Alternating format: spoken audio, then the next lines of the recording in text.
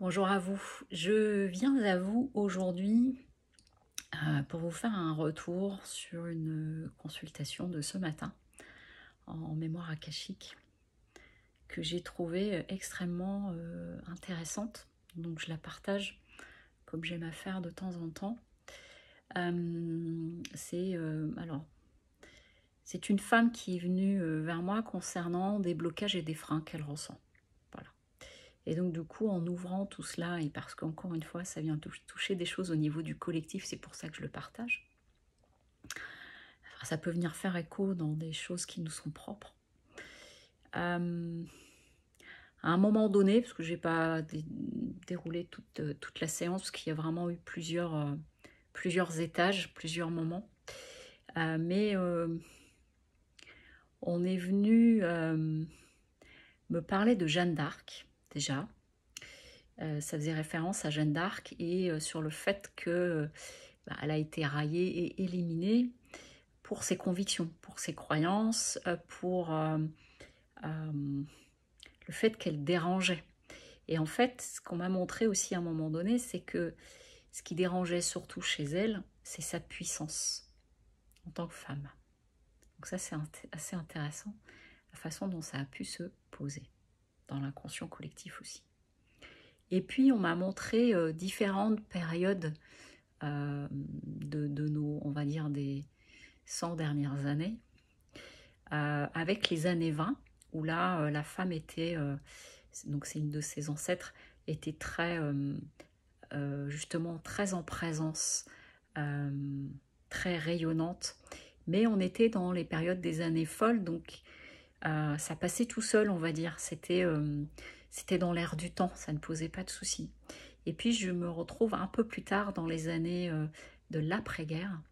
Et là où je vois toute la mise en scène et ce qui s'est inscrit fortement pour nous les femmes, pour les hommes aussi, de la femme à la maison, la bonne ménagère derrière ses fourneaux, qui s'occupe de faire la cuisine avec, vous avez peut-être déjà pu voir des pubs à la télé, enfin des reportages sur les pubs de l'époque, surtout les pubs américaines, et même en France, où on voit la femme tout sourire en train de passer son aspirateur, etc. Alors, je suis pas en train d'ouvrir un débat mouvement de la femme, etc.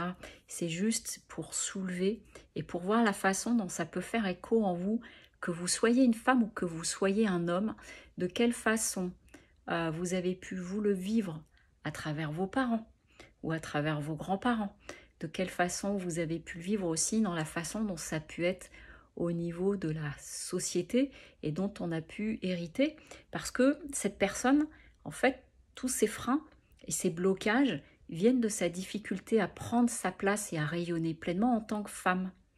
Et je le partage parce que bien entendu, elle n'est pas la seule dans cette situation-là. Et donc, c'est extrêmement intéressant parce qu'on voit qu'à travers les siècles, dans cette période-là, il y a eu des moments où la femme, elle était plutôt libre.